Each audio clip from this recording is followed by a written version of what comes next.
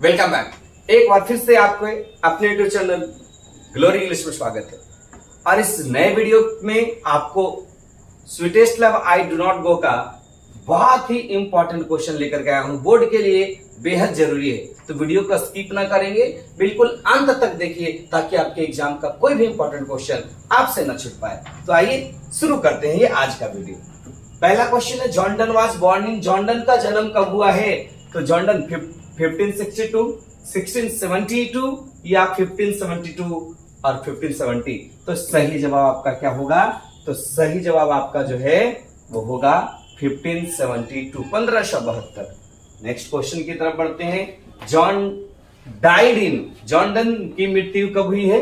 तो आपका सही जवाब होगा 1631, 1631। नेक्स्ट क्वेश्चन की तरफ बढ़ते हैं। Jordan was the pioneer of new kind of lyrical and satirical verse called. एक नई प्रकार की जो लिरिकल और सटारिकल वर्स है वो क्या कहलाती है? तो उसको किस नाम से जाना जाता है? मेटाफिजिकल के नाम से जाना जाता है। The poet intends to go on a longer journey than, कभी लंबी दूरी पर जाना चाहते हैं। किससे ज्यादा लंबी दूरी पर जाना चाहते हैं? तो ऑप्शन क्या होगा? The sun. Man's power is, मनुष्य की ताकत होती है। मनुष्य की ताकत कैसी होती है? स्ट्रॉन्ग, वीक, नॉन या वेरी स्ट्रॉन्ग। तो मनुष्य की ताकत बहुत वीक होती है। आपके बुक में क्या दिया है? Feeble. How feeble is man's power, ये लाइन है। नेक्स्ट है, whom the poet loves so intensely that he want to come back very soon। कवि किनसे ज्यादा प्रेम करते हैं कि बहुत जल्दी आना चाहते हैं? तो क्या होगा? बिलव्ड। बिलव्ड मीन्स प्रेमिका, lady lover of the poet. Poet अपनी लवर से। Who is the poet of sweetest love I do not go? Sweetest love I do not गो का पोएट कौन है? तो इसका सिंपल सा आंसर होगा John Donne. John Donne present himself in sweetest love I do not go. Sweetest love I do not go में John Donne खुद को प्रेजेंट करते हैं। The first person singular number, the second person singular number. I देखिए, आपको ऐसे भी पता होगा फर्स्ट पर्सन सिंगुलर नंबर में आई आता है, तो खुद को इसी में प्रस्तुत किया है। Sweetest love I do not go is, ये कैसा पोएम है? डिडक्टिव, एलेगोरिकल या लव पोएम है? तो सही जवाब आपका क्या होगा? ये लव पोएम।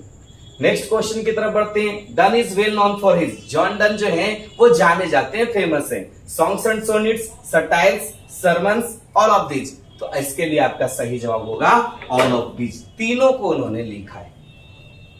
नेक्स्ट है, in the poem sweetest love I do not go die stand को। ये डाई जो है ना पोएम में, इसका मतलब क्या होता है? तो डाई का मतलब होगा टू डाई, मरना का सेंस में इसका यूज किया गया है। आगे देखें, sweetest love I do not go may be compared with Shakespeare. Shakespeare की वो कौन सी रचना है जिससे इनकी तुलना की गई है? तो इसकी क्या होगा? The marriage of true minds. The marriage of true minds से तुलना किया जा सकता है। Who has compose the poem sweetest love I do not गो, किसने कंपोज किया है, किसने लिखा है ये कविता? तो आपके आंसर क्या होंगे? जॉर्डन। नेक्स्ट क्वेश्चन की तरफ बढ़ते हैं। Jordan was the pioneer of, Jordan बड़ा ही पायनियर थे, उत्सुक थे किसके प्रति?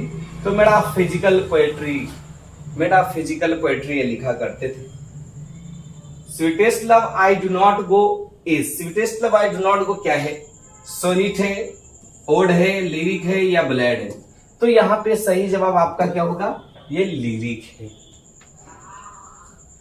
Sweetest love I do not go has been addressed to, किसको संबोधित करते हुए ये कविता लिखा गया, किसको एड्रेस किया गया है? Donne sisters, Donne mothers, friends या वाइफ? तो सही जवाब आपका क्या होगा? Donne wife. अगला क्वेश्चन है, the occasion of the poem sweetest love I do not go is, ये कौन से ओकेजन पे इन्होंने इस कविता को लिखा है? आपको वो मौका बताना है, ओकेजन बताना है। तो क्या होगा? कॉन्टिनेंटल ट्रिप, यानी वो कहां की यात्रा पे जा रहे थे? तो जर्मनी की यात्रा पे जा रहे थे।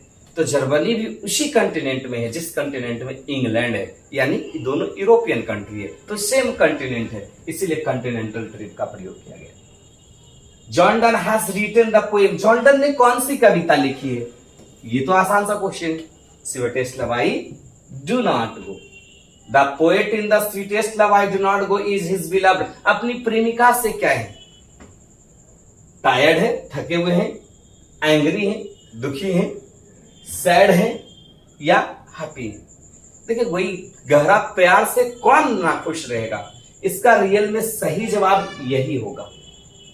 एंड भले ही आपके बाबा लोग गूगल बाबा और यूट्यूब मैया अलग अलग जवाब दे, लेकिन सच यही है। John Donne is going to living his wife behind. अपनी पत्नी को छोड़ के कहां जा रहे हैं? मैंने अभी अभी तुरंत एक्सप्लेनेशन में बताया था, फ्रांस, जर्मनी, इटली या इंग्लैंड। आंसर तो आपके पास पहले ही आ गया। क्या होगा? जर्मनी इसका सही जवाब होगा। John Donne thinks that is certain. John Donne सोचते हैं कि वो बिल्कुल निश्चित है। क्या? डेथ, वर्क, लाइफ या नन ऑफ दीज। तो सही जवाब है कि मनुष्य जिसने भी जन्म लिया है, जिसका अवतार हुआ है, जिसका रूप हुआ है, जो जन्म लिया है, वो एक दिन मरेगा ही मरेगा। John Donne wants to go away because he is not tired of it. John Donne इसलिए जाना चाहते हैं, लेकिन वो थके हुए नहीं है। किनसे? मदर से, फादर से या बिलव्ड से? तो सही जवाब का क्या होगा? बिलव्ड।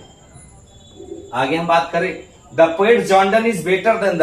पोएट जॉन डन जो है वो बेटर है। किनसे अच्छा है? मून से, सन से, अर्थ से या स्काई से?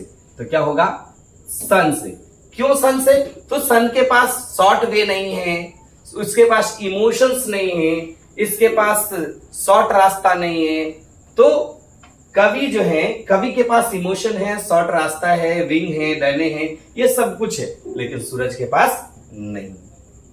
John Donne feels that I is very hopeless. John Donne ये महसूस करते हैं कि बड़ा होपलेस होता है, असहाय होता है। कौन?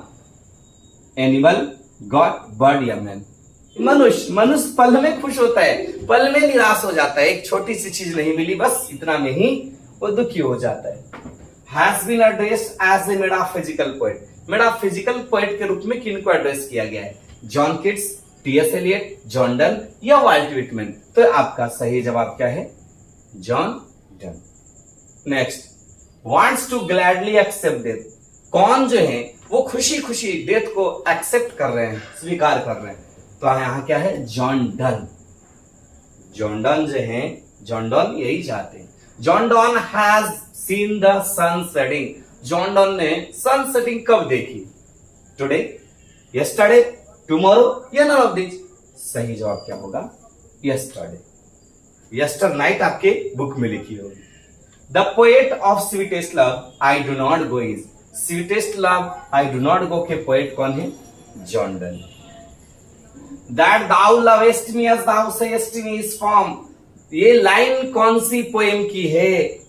तो सिंपल इसकी पोएम क्या होगा? Sweetest love I do not. Next question की बात करें, John Donne was the pioneer of. John Donne जो है वो पायनियर है Elizabethan poetry, metaphysical poetry, restoration poetry या न्यू क्लासिकल पोएट्री? तो क्या होगा सही? Metaphysical poetry. नेक्स्ट क्वेश्चन की तरफ बढ़े हम।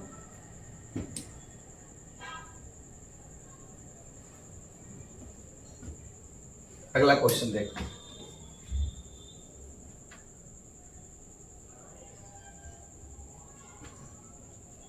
चलिए देखिए, question number 31, the line nor in the hope the world can show A fitter love for me. ये कौन सा चैप्टर का लाइन है? तो फिर ये कौन सा चैप्टर का लाइन होगा? Sweetest love I do not. John Donne is a poet. कैसा पोएट है? मेटाफिजिकल पोएट होंगे। John Donne studied law and read. John Donne ने लॉ पढ़ा और क्या किया है? तो थियोलॉजी होगा।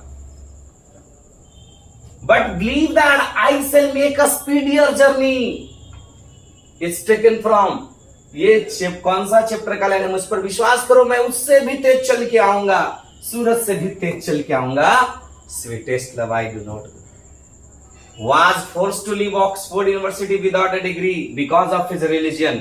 अपने धर्म की वजह से ऑक्सफोर्ड यूनिवर्सिटी छोड़ने के लिए फोर्स किया गया, मजबूर किया गया। किनको?